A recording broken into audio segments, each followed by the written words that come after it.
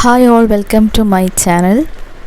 ഇന്ന് നമ്മൾ ഡിസ്കസ് ചെയ്യുന്നത് പുതിയ SCRT 5ാം ക്ലാസ് സോഷ്യൽ സയൻസിലെ 4ാമത്തെ ചാപ്റ്ററാണ്. അപ്പം ആദ്യമായി വീഡിയോ കാണുന്ന കൂട്ടുകാരുണ്ടെങ്കിൽ തീർച്ചയായിട്ടും ചാനൽ സബ്സ്ക്രൈബ് ചെയ്യുക, സപ്പോർട്ട് ചെയ്യുക. നമുക്ക് ചാപ്റ്ററിലോട്ട് പോവാം. വസ്ത്രത്തിൻ്റെ നാൾവഴികൾ. ചാപ്റ്ററിൻ്റെ പേര് സൂചിപ്പിക്കുന്ന പോലെ തന്നെ വസ്ത്രത്തിനെ കുറിച്ച് തന്നെയാണ് ഈ ഒരു ചാപ്റ്ററിൻ്റെ അകത്ത് പറയുന്നത്.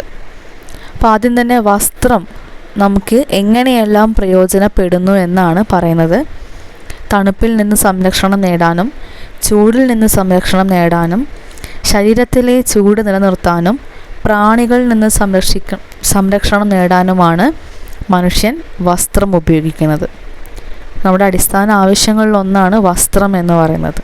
അപ്പോൾ വസ്ത്രം തണുപ്പിൽ നിന്ന് നമ്മളെ സംരക്ഷിക്കുന്നു, ചൂടിൽ നിന്ന് സംരക്ഷിക്കുന്നു, ശരീരത്തിലെ ചൂട് നിലനിർത്താനായിട്ട് സഹായിക്കുന്നു, അതുപോലെ പ്രാണികളിൽ നിന്ന് സംരക്ഷണം നൽകുന്നു. വേട്ടയാടി ജീവിച്ചിരുന്ന കാലത്ത് സ്വന്തം ചുറ്റുപാടുകളിൽ നിന്ന് ലഭിച്ച വസ്തുക്കളായിരുന്നു മനുഷ്യർ വസ്ത്രമായിട്ട് ഉപയോഗിച്ചിരുന്നത്. അതായത് പുല്ല്, ഇലകൾ, മരത്തോൽ, മൃഗങ്ങളുടെ തോൽ എന്നിവ ഉപയോഗിച്ചിട്ടാണ് വസ്ത്രങ്ങൾ ഉണ്ടാക്കിയിരുന്നത്. അപ്പോൾ ആദിമകാലത്ത് മനുഷ്യൻ വസ്ത്രങ്ങൾ ഉണ്ടാക്കിയിരുന്നത് എങ്ങനെയാണ്? അന്ന് അവർക്ക് ചുറ്റുപാടിൽ നിന്ന് അവർക്ക് എന്തൊക്കെയാണോ ലഭിക്കുന്നത്, അത് പുല്ല്, ഇല, മരത്തോൽ, മൃഗങ്ങളുടെ തോൽ എന്നിവ ഉപയോഗിച്ചിട്ടാണ് വസ്ത്രങ്ങൾ ഉണ്ടാക്കിയത്. അതുപോലെ മൃഗങ്ങളുടെ കൊമ്പും എല്ലും സൂചികളാക്കിയിട്ട് ഉപയോഗിച്ചിരുന്നു. മിനുസപ്പെടുത്തിയ കല്ലുകളെ ആയുധങ്ങളായിട്ട് ഉപയോഗിച്ചിരുന്ന കാലഘട്ടത്തിൽ വസ്ത്രങ്ങൾ തുന്നാൻ വേണ്ടിയിട്ട് കൽസൂചി സഹായിച്ചു. ഈ ചിത്രത്തിൽ നിങ്ങൾക്ക് കൽസൂചി കാണാനായിട്ട് സാധിക്കുന്നതാണ്. അപ്പോൾ ഈ കൽസൂചി ഉപയോഗിച്ചിട്ടാണ് തുന്നുന്നത്. അതുപോലെ മൃഗങ്ങളുടെ തോല്, രോമം എന്നിവ വൃത്തിയാക്കുകയും മയപ്പെടുത്തിയുമാണ് വസ്ത്രം ഉണ്ടാക്കുന്നത്. അപ്പോൾ ആദിമ മനുഷ്യർ വസ്ത്രനിർമ്മാണം എങ്ങനെയായിരുന്നു? അവർക്ക് ചുറ്റുപാടുകളിൽ നിന്നും കിട്ടുന്ന വസ്തുക്കളിൽ നിന്നുമായിരുന്നു വസ്ത്രം ഉണ്ടാക്കിയിരുന്നത്. പ്രധാനമായിട്ടും ഉപയോഗിച്ചിരുന്നത് പുല്ല്, ഇലകൾ, മരത്തോൽ, മൃഗങ്ങളുടെ തോലാണ്. തുന്നാൻ വേണ്ടി ഉപയോഗിച്ചിരുന്നത് മൃഗങ്ങളുടെ കൊമ്പും എല്ലുമാണ്. പ്രത്യേകിച്ചും കൽസൂചി, മിനുസപ്പെടുത്തിയ കല്ലുകളെ ആയുധങ്ങളാക്കി ഉപയോഗിച്ചിരുന്ന കാലഘട്ടത്തിൽ വസ്ത്രങ്ങൾ തുന്നാൻ കൽസൂചി അവരെ സഹായിച്ചിട്ടുണ്ടായിരുന്നു. അപ്പോൾ ഇങ്ങനെയൊക്കെ പറയുമ്പം നമുക്ക് സ്വാഭാവികമായിട്ടും ഒരു ഡൗട്ട് തോന്നും, എങ്ങനെയാണ് അവർ ചുറ്റുപാടുകളിൽ നിന്ന് ശേഖരിച്ച നാരുകൾ ഉപയോഗിച്ചിട്ട് വസ്ത്രം നിർമ്മിച്ചതെന്ന്.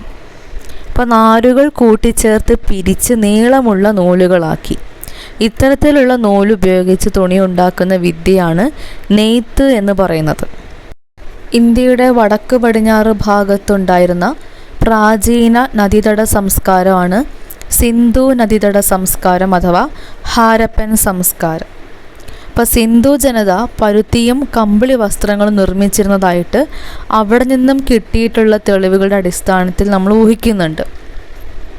പ്രത്യേകിച്ചും ഈ ചിത്രത്തിൽ കാണുന്ന ഒരു പ്രതിമ, അവിടെ നിന്ന് ലഭിച്ച കുപ്പായമണിഞ്ഞ പ്രതിമകൾ അവിടുത്തെ ജനതയുടെ വസ്ത്രധാരണ രീതിയാണ് കാണിക്കുന്നത്.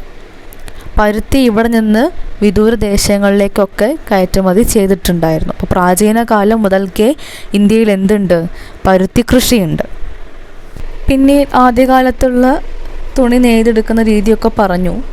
പിന്നീട് എന്ത് സംഭവിച്ചു? കാലക്രമേണ തുണി നെയ്തെടുക്കുന്ന വിദ്യ കൂടുതൽ വികാസം പ്രാപിച്ചു. ആദ്യകാലത്ത് പരുത്തിയിൽ നിന്നും ചണത്തിൽ നിന്നും നിർമ്മിച്ച നൂലുപയോഗിച്ച് കൈകൾ കൊണ്ട് മാത്രമാണ് തുണി നിർമ്മിച്ചിരുന്നത്.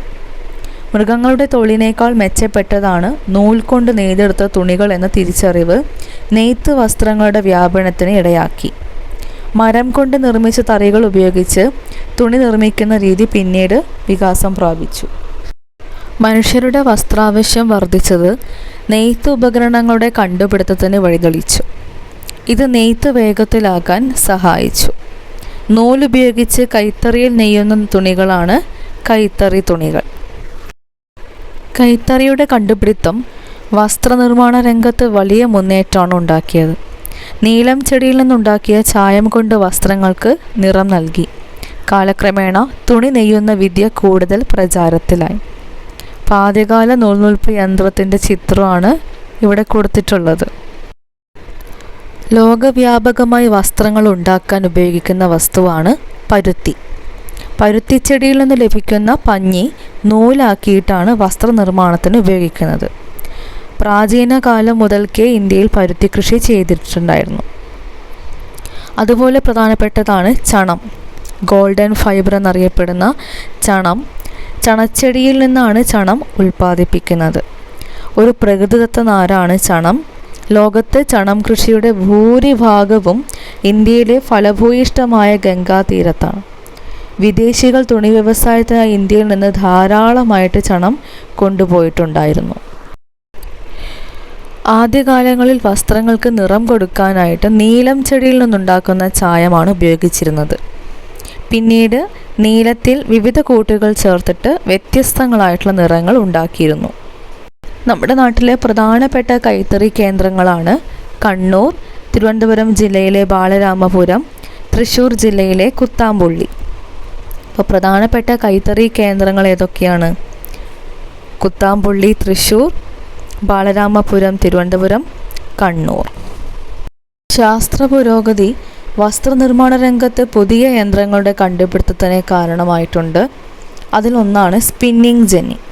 സ്പിന്നിങ് ജെന്നി കണ്ടുപിടിച്ചത് ആരാണ്? ജെയിംസ് ഹാർഗ്രീവ്സ് ആണ്. ഡിഗ്രി ലെവൽ എക്സാമിന് വളരെ ഇമ്പോർട്ടൻ്റ് ആണിത്. സ്പിന്നിങ് ജെന്നി കണ്ടെത്തിയത് ജെയിംസ് ഹാർഗ്രീവ്സ് ആണ്. അല്ലെ, ഹാർഗ്രീവ് ഹിന്ദിയിൽ തോറ്റുപോയി എന്നാണ് അർത്ഥം. അപ്പോൾ തോറ്റപ്പോൾ ജെയിംസിന് സ്പിന്നായി, തല കറങ്ങി, പിന്നെ ചന്നിയായി. അപ്പോൾ ജെയിംസ് ഹാർഗ്രീവ്സ് സ്പിന്നിങ് ജെന്നി കണ്ടുപിടിച്ചു. അപ്പോൾ കൈകൊണ്ടുള്ള നൂലുൽപാദനം അക്കാലത്തെ വസ്ത്ര വ്യവസായ ആവശ്യത്തിന് തികയുമായിരുന്നില്ല. പക്ഷേ സ്പിന്നിങ് ജെന്നിയുടെ വരവോടുകൂടി നൂലുൽപാദനം വളരെ വേഗത്തിലാക്കി. അപ്പോൾ സ്പിന്നിങ് ജെന്നി കണ്ടുപിടിച്ചത് ജെയിംസ് ഹാർഗ്രീവ്സ് ആണ്. ജനസംഖ്യയിലെ വർധനവ് വസ്ത്രത്തിൻ്റെ ആവശ്യകത വർദ്ധിപ്പിച്ചു. പുതിയ യന്ത്രങ്ങൾ നെയ്ത്തുവിദ്യയുടെ ഭാഗമായി. അവ മനുഷ്യപ്രയത്നം കുറച്ചു. കൈത്തറിയുടെ സ്ഥാനത്ത് യന്ത്രത്തറി വന്നു.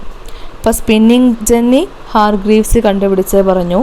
പിന്നീട് വന്നതാണ് യന്ത്രത്തറി, പവർലൂം എന്ന് പറയും. ഈ യന്ത്രത്തറി അല്ലെങ്കിൽ പവർലൂം കണ്ടെത്തിയത് എഡ്മണ്ട് കാർട്ട്റൈറ്റ് ആണ്. വൈദ്യുതിയുടെയോ മറ്റേതെങ്കിലും ഊർജ സ്രോതസ്സിൻ്റെയോ സഹായത്താലാണ് യന്ത്രത്തറി പ്രവർത്തിപ്പിക്കുന്നത്. കൈത്തറിയേക്കാൾ വളരെ വേഗത്തിൽ കൂടുതൽ തുണി ഉൽപ്പാദിപ്പിക്കാൻ ഈ യന്ത്രത്തറിക്ക് കഴിയും. അപ്പോൾ സ്പിന്നിങ് ജെന്നി കണ്ടെത്തിയത് ജെയിംസ് ഹാർഗ്രീവ്സ്. യന്ത്രത്തറി പവർലൂം കണ്ടെത്തിയത് എഡ്മണ്ട് കാർട്ട്റൈറ്റ് ആണ്. എഡ്മണ്ട് കാർട്ട്റൈറ്റ്. അപ്പോൾ യന്ത്രവൽക്കരണത്തിൻ്റെ ഫലമായി കൂടുതലായി ഉൽപ്പാദിപ്പിച്ച തുണികൾ വിറ്റഴിക്കാൻ കമ്പോളങ്ങൾ തേടി യൂറോപ്യർ ലോകത്തിൻ്റെ വിവിധ ഭാഗങ്ങളിലേക്ക് സഞ്ചരിച്ചു. അങ്ങനെ അവർ ഇന്ത്യയിലും വന്നിരുന്നു. തുണി വ്യവസായത്തിന് ആവശ്യമായിട്ടുള്ള അസംസ്കൃത വസ്തുക്കൾ ഇന്ത്യയിൽ നിന്ന് വളരെ തുച്ഛമായ വിലയ്ക്ക് വാങ്ങി അവർ യൂറോപ്പിലേക്ക് കൊണ്ടുപോയി. യന്ത്രങ്ങളുടെ സഹായത്തോടെ അവിടെ ഉൽപ്പാദിപ്പിച്ച തുണികൾ വലിയ വിലയിൽ തന്നെയാണ് ഇന്ത്യയിൽ വിറ്റഴിച്ചത്. അപ്പോൾ യൂറോപ്യന്മാർ എന്ന് പറയുന്നത് ഭൂമിയിലെ 7 വൻകരകളിൽ ഒന്നാണ് യൂറോപ്പ്. ഈ വൻകരയിലുള്ള ജനതയെയാണ് യൂറോപ്യർ എന്ന് വിളിക്കുന്നത്. ഇപ്പോൾ യൂറോപ്പിൽ നിന്നും കച്ചവടത്തിനായിട്ട് ഇന്ത്യയിലെത്തിയവരാണ് പോർച്ചുഗീസുകാർ. അവർ പോർച്ചുഗലിൽ നിന്നാണ് വരുന്നത്. ഡച്ചുകാർ, രണ്ടാമത് വന്നത് ഡച്ചുകാരാണ്. കടൽ മാർഗം ഇന്ത്യയിലെത്തിയിട്ടുള്ള ആദ്യ യൂറോപ്യന്മാരാണ് പോർച്ചുഗീസുകാർ. രണ്ടാമത് വന്ന് ഡച്ചുകാർ. അവർ നെതർലാൻഡ്സിൽ നിന്നും വരുന്നവരാണ്. ഹോളണ്ടുകാരെന്നും പറയാറുണ്ട്. പിന്നെ ഇംഗ്ലീഷുകാർ, ഇംഗ്ലണ്ടിൽ നിന്നും വന്നിട്ടുള്ള ഇംഗ്ലീഷുകാർ അല്ലെങ്കിൽ ബ്രിട്ടീഷുകാർ. ഫ്രാൻസിൽ നിന്നും ഫ്രഞ്ചുകാർ. അപ്പോൾ ഈ ഒരു ഓർഡറിലാണ് അവർ ഇന്ത്യയിലെത്തിയത്. ഇന്ത്യയെ കോളനിയാക്കി മാറ്റിയ അവർ ഇവിടെ നിന്നുള്ള അസംസ്കൃത വസ്തുക്കൾ അവരുടെ ദേശങ്ങളിലേക്ക് കൊണ്ടുപോയി. ഇക്കൂട്ടത്തിൽ ഏറ്റവും കൂടുതൽ കാലം ഇന്ത്യയെ കോളനിയാക്കി വെച്ചിരുന്നത് ഇംഗ്ലീഷുകാരാണ് അല്ലെങ്കിൽ ബ്രിട്ടനാണ്. പക്ഷേ പറയുമ്പം ഇന്ത്യയുടെ ഭൂരിഭാഗം പ്രദേശങ്ങളും ബ്രിട്ടൻ്റെ കീഴിലായിരുന്നു. പക്ഷേ ഏറ്റവും കൂടുതൽ സാന്നിധ്യം ഉണ്ടായിരുന്നത് പോർച്ചുഗീസുകാർക്കാണ്. 48 വന്നിട്ട് അവർ 61 പോകുന്നത്. പക്ഷെ അത് ഒരു ഗോവ പരിസരങ്ങളിലേക്കൊക്കെ ചുരുങ്ങി നിന്നു എന്ന് മാത്രം. അപ്പോൾ കൂടുതൽ വിസ്തൃതിയിൽ ഭരിച്ചത് ബ്രിട്ടീഷുകാരാണ്. സമൂഹത്തിൽ വന്ന മാറ്റങ്ങളും വസ്ത്രനിർമ്മാണത്തെ കാര്യമായിട്ട് സ്വാധീനിച്ചിട്ടുണ്ട്. വസ്ത്രങ്ങളുടെ ആവശ്യകതയിലുണ്ടായ വർധനവ് കൂടുതൽ നവീനമായിട്ടുള്ള നെയ്ത്ത് യന്ത്രങ്ങളുടെ വികാസത്തിന് വഴിതെളിച്ചു. യന്ത്രങ്ങളുടെ സഹായത്തോടെ ഉൽപ്പാദനം വർദ്ധിച്ചു. ഗുണമേന്മയുള്ളതും വൈവിധ്യമാർന്നതുമായ വസ്ത്രങ്ങൾ കൂടുതൽ ജനങ്ങളിലേക്ക് എത്തി. വസ്ത്രങ്ങൾക്ക് നിറം നൽകാനായിട്ട് കൃത്രിമ ചായങ്ങൾ ഉപയോഗിക്കാനും തുടങ്ങി. ഇപ്പോൾ യന്ത്രങ്ങളുടെ ഉപയോഗം വസ്ത്രനിർമ്മാണത്തിൽ എന്തൊക്കെ മാറ്റങ്ങളാണ് വരുത്തിയിട്ടുള്ളത്? വസ്ത്ര ഉൽപ്പാദനത്തിൽ വർധനവുണ്ടായി. മനുഷ്യരുടെ അധ്വാന ഭാരത്തിൽ കുറവ് വന്നു. വസ്ത്രങ്ങളിലെ വൈവിധ്യം, ഗുണമേന്മയുള്ള വസ്ത്രങ്ങൾ ഉണ്ടാക്കാൻ പറ്റി. വസ്ത്രങ്ങളുടെ വ്യാപനം. ഇപ്പോൾ യന്ത്രങ്ങൾ കൊണ്ട് നമുക്കുണ്ടായ വസ്ത്രനിർമ്മാണത്തിലുണ്ടായിട്ടുള്ള പ്രധാനപ്പെട്ട മാറ്റങ്ങളാണ് പറയുന്നത്. വസ്ത്ര ഉൽപ്പാദനത്തിൽ വർധനവ് വന്നു. മനുഷ്യരുടെ അധ്വാന ഭാരം കുറച്ചു. പിന്നെ വസ്ത്രങ്ങളിലെ വൈവിധ്യം, ഗുണമേന്മയുള്ള വസ്ത്രങ്ങൾ, വസ്ത്രങ്ങളുടെ വ്യാപനം എന്നിവയാണ്. ഇപ്പോൾ വസ്ത്രനിർമ്മാണത്തിന് പ്രകൃതിദത്ത നാരുകളും കൃത്രിമ നാരുകളും ഉപയോഗിക്കുന്നുണ്ട്. ഇപ്പോൾ വസ്ത്രനിർമ്മാണത്തിന് രണ്ട് തരത്തിൽപ്പെട്ട നാരുകളാണ് ഉപയോഗിക്കുന്നത്. ഒന്ന് പ്രകൃതിദത്ത നാരുകൾ, മറ്റൊന്ന് കൃത്രിമ നാരുകൾ. പ്രകൃതിദത്ത നാരുകൾ എന്ന് പറയുമ്പോൾ സസ്യങ്ങളിൽ നിന്നോ ജന്തുക്കളിൽ നിന്നോ ആണ് ഇത് ഉൽപ്പാദിപ്പിക്കുന്നത്. ഇപ്പം ഉദാഹരണം പറയുകയാണെങ്കിൽ ചെമ്മരിയാടിൽ നിന്ന് കമ്പിളി നാര്, അതുപോലെ പട്ടുനൂൽ പുഴുവിൽ നിന്ന് പട്ടിൻ്റെ നാര്. ഇത് ജന്തുക്കളിൽ നിന്നും കിട്ടുന്ന പ്രകൃതിദത്ത നാരുകളാണ്. സസ്യങ്ങളിൽ നിന്ന് കിട്ടുന്ന പ്രകൃതിദത്ത നാരുകളാണ് പരുത്തി, ചണം എന്നിവയിൽ നിന്ന് നമുക്ക് പരുത്തി നാരും ചണനാരും നിർമ്മിക്കാൻ വേണ്ടി പറ്റുന്നത്. മറ്റൊന്നാണ് കൃത്രിമ നാരുകൾ. പെട്രോളിയം പോലുള്ള രാസവസ്തുക്കളിൽ നിന്നാണ് കൃത്രിമ നാരുകൾ ഉൽപ്പാദിപ്പിക്കുന്നത്. അപ്പോൾ കൃത്രിമ നാരുകളുടെ കണ്ടുപിടുത്തം വ്യത്യസ്ത ഘടനയും ഗുണമേന്മയുമുള്ള തുണിത്തരങ്ങളുടെ നിർമ്മാണത്തിലേക്ക് വഴിതെളിച്ചു. പ്രകൃതിദത്ത നാരുകളേക്കാൾ ഇത്തരം തുണിത്തരങ്ങൾ ഉൽപ്പാദിപ്പിക്കുന്നതിന് പൊതുവെ ചെലവ് കുറവാണ്. ഇത് പെട്ടെന്ന് ചുളിവുണ്ടാവില്ല. അങ്ങനെ ഒരു ഗുണം കൂടി ഇതിനുണ്ട്. ഇതിന് എക്സാമ്പിളാണ് polyester, nylon, rayon. Polyester, nylon, റയോണൊക്കെ കൃത്രിമ നാരുകളാണ്. ഇസ്തിരിയിടാൻ മേടിച്ചിട്ട് പലപ്പോഴും പോളിസ്റ്റർ തുണിയൊക്കെ ഇട്ട് പോവാറുണ്ട്. അപ്പോൾ അതിൽ പ്രത്യേകത പെട്ടെന്ന് ചുളിവ് ആവത്തില്ല. അങ്ങനെ ഇപ്പോൾ കോട്ടണൊക്കെ ഉപയോഗിക്കുന്ന സമയത്ത് നന്നായിട്ട് ചുരുങ്ങും ഡ്രസ്സ്. പക്ഷെ പോളിസ്റ്റർ ഡ്രസ്സൊന്നും അങ്ങനെ ചുരുങ്ങാറില്ല. പിന്നെ വസ്ത്രനിർമ്മാണത്തിനെ സ്വാധീനിക്കുന്ന മറ്റ് ഘടകങ്ങളാണ് കാലാവസ്ഥ. ഇപ്പോൾ റെയിൻ കോട്ടൊക്കെ നമ്മൾ മഴ ഉള്ളപ്പോഴാണ് ധരിക്കുന്നത് അല്ലേ. അത് കാലാവസ്ഥയ്ക്ക് അനുസരിച്ചാണ് നമ്മൾ റെയിൻ കോട്ട് ഇടുന്നത്. അതിൽ ആചാരവുമായി ബന്ധപ്പെട്ട വസ്ത്രങ്ങൾ, അധികാര സ്ഥാനങ്ങളുമായിട്ട് പോലീസുകാർക്കൊക്കെ ഒരു യൂണിഫോം ഉണ്ട്. പട്ടാളക്കാരുടെ യൂണിഫോം അവരുടെ പ്രത്യേക യൂണിഫോമാണ്. അതുപോലെ തൊഴിലുമായി ബന്ധപ്പെട്ടിട്ട് നമ്മുടെ ഡോക്ടേഴ്സിനൊക്കെ അവിടെ വൈറ്റ് കോട്ട്. അതുപോലെ ഈ നമ്മുടെ പെട്രോൾ പമ്പിലൊക്കെ കാണുന്നില്ലേ, അവരൊക്കെ അവരുടെ തൊഴിലിൻ്റെ ഭാഗമായിട്ടുള്ള യൂണിഫോം ധരിക്കുന്നുണ്ട്. പിന്നെ പ്രാദേശിക വ്യത്യാസങ്ങളെല്ലാം വസ്ത്രധാരണത്തെ സ്വാധീനിക്കുന്നുണ്ട്. അപ്പം നമ്മളിവിടെ ഉപയോഗിക്കുന്ന പോലുള്ള വസ്ത്രങ്ങളായിരിക്കില്ല കുറച്ച് തണുപ്പ് കൂടിയ പ്രദേശങ്ങളിലുള്ള ആളുകൾ ഉപയോഗിക്കുന്നത്. അവർ കുറേ കൂടി കട്ടിയുള്ള കമ്പിളി വസ്ത്രങ്ങളാണ് ധരിക്കുന്നത്. നമ്മൾക്ക് ഇവിടെ ചൂടായതുകൊണ്ട് അയഞ്ഞ വസ്ത്രങ്ങളാണ് നമ്മൾ ധരിക്കുന്നത്. ഇനി അതുപോലെ വിവിധ കലാരൂപങ്ങൾ കലാരൂപങ്ങളുമായി ബന്ധപ്പെട്ട് വിവിധ രീതിയിലുള്ള വസ്ത്രധാരണമാണ് ഉള്ളത്. കഥകളിയുടെ വേഷമല്ല തെയ്യത്തിനുള്ളത്. അതിൽ നിന്ന് വളരെ വ്യത്യസ്തമായിട്ടുള്ള വേഷമാണ് മോഹിനിയാട്ടം. മറ്റ് നമുക്ക് കേരള നടനം, ഒപ്പന, മറ്റേ പോർച്ചുഗീസുകാർ കൊണ്ടുവന്ന കലാരൂപമാണ് ചവിട്ട് നാടകം. അപ്പോൾ ഇതിനൊക്കെ വ്യത്യസ്തമായിട്ടുള്ള വസ്ത്രങ്ങളാണ് ധരിച്ചിട്ടുള്ളത്. ഇനി തിരുവിതാംകൂറിലെ മാറുമറയ്ക്കൽ സമരത്തെക്കുറിച്ചാണ് പറയുന്നത്. തെക്കൻ കേരളത്തിലെ ഭൂരിഭാഗം പ്രദേശങ്ങളും മധ്യ കേരളത്തിലെ ചെറിയൊരു ഭാഗവും ഇന്ന് തമിഴ്നാടിൻ്റെ ഭാഗമായ കന്യാകുമാരി ജില്ലയും ഉൾപ്പെട്ട നാട്ടുരാജ്യമായിരുന്നു തിരുവിതാംകൂർ എന്ന് പറയുന്നത്. അപ്പോൾ തെക്കൻ കേരളത്തിലെ ഭൂരിഭാഗം പ്രദേശങ്ങളും മധ്യ കേരളത്തിലെ ചെറിയൊരു ഭാഗവും തമിഴ്നാടിൻ്റെ ഭാഗമായിട്ടുള്ള കന്യാകുമാരി ജില്ലയും കൂടി ഉൾപ്പെട്ട നാട്ടുരാജ്യമാണ് തിരുവിതാംകൂർ. 18-ാം നൂറ്റാണ്ടിൻ്റെ പകുതിയോടെ അനിഴം തിരുനാൾ മാർത്താണ്ഡവർമ്മയുടെ കാലത്താണ് തിരുവിതാംകൂർ നാട്ടുരാജ്യം വിസ്തൃതി പ്രാപിച്ചത്. 1956 കേരള സംസ്ഥാന രൂപീകരണത്തോടെ തിരുവിതാംകൂർ നാട്ടുരാജ്യം കേരള സംസ്ഥാനത്തിൻ്റെ ഭാഗമായി.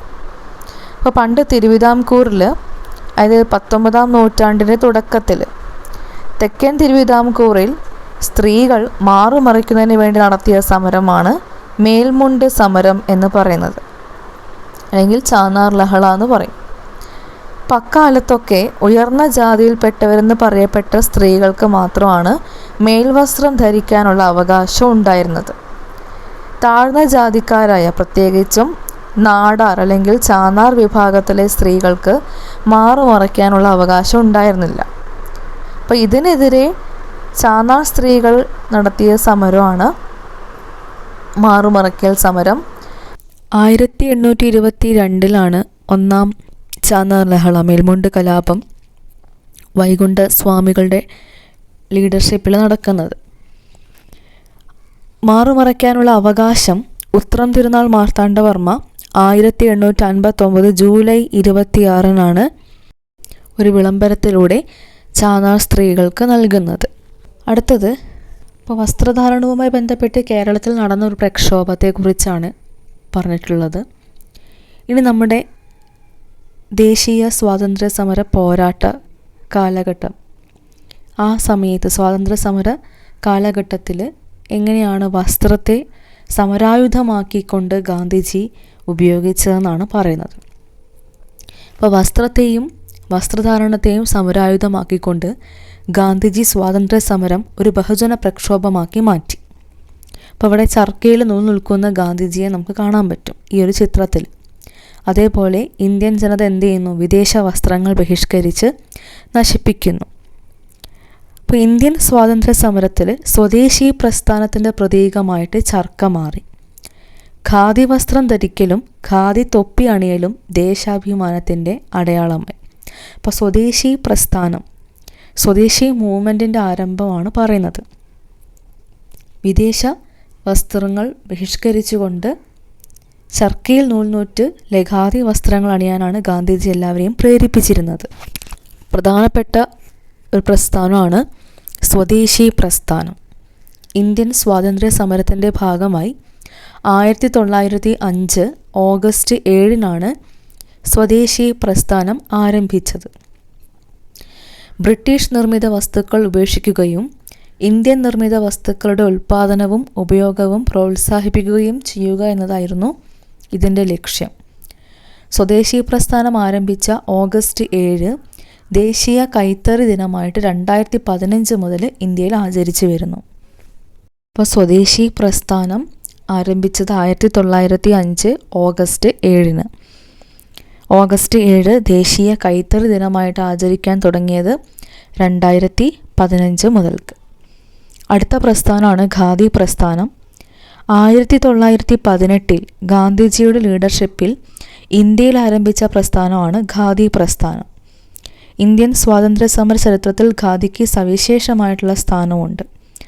ഖാദി പ്രസ്ഥാനം ശക്തമായതോടെ ഇന്ത്യൻ ഗ്രാമങ്ങളിൽ നിന്ന് ചർക്കയുടെ ശബ്ദം ഉയർന്നു.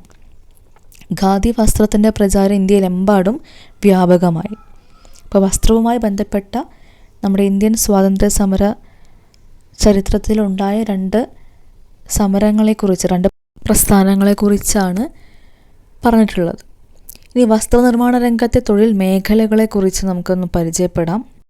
നെയ്ത്ത്, വസ്ത്രാലങ്കാരം, തുന്നൽ, എംബ്രോയ്ഡറി, ഡിസൈനിങ്, ചായമുക്കൽ, നൂൽനൂൽപ്പ്, ഇതൊക്കെ വസ്ത്രനിർമ്മാണ രംഗത്തെ തൊഴിൽ മേഖലകളാണ്. ഇപ്പോൾ ഡിസൈനിങ്ങിനൊക്കെ നല്ല സ്കോപ്പുള്ളൊരു കാലഘട്ടം കൂടിയാണിത്. ഇപ്പോൾ വസ്ത്രധാരണത്തിലെ നാൾവഴികൾ നോക്കുന്ന സമയത്ത് ആദ്യകാലത്ത് ശരീര സംരക്ഷണത്തിനായിരുന്നു പ്രാധാന്യം. തുടർന്ന് ഭൂപ്രകൃതിയും കാലാവസ്ഥയും വസ്ത്രനിർമ്മാണത്തിലും വസ്ത്രധാരണ രീതിയിലും സ്വാധീനം ചെലുത്തി. പിന്നീട് കാലത്തിനനുസരിച്ചല്ലേ മാറി വരുന്ന സൗന്ദര്യ സങ്കല്പങ്ങളും സാംസ്കാരിക വൈവിധ്യങ്ങളും വർത്തമാനകാലത്തെ വസ്ത്രധാരണ രീതിയെ സ്വാധീനിക്കുന്നുണ്ട്. നമുക്ക് ഇഷ്ടമുള്ള വസ്ത്രം എന്ന് പറഞ്ഞാൽ നമുക്ക് ആത്മവിശ്വാസം കൂട്ടാനും സഹായിക്കും. ചില ഡ്രസ്സ് ഇടുമ്പോൾ നമുക്ക് പ്രത്യേക കോൺഫിഡൻസാണ് അല്ലേ. അപ്പോൾ നല്ല കംഫർട്ടബിളായ ഡ്രസ്സ് ഇടുമ്പോൾ തന്നെ നമുക്ക് നല്ല കോൺഫിഡൻസ് ഉണ്ടായിരിക്കും.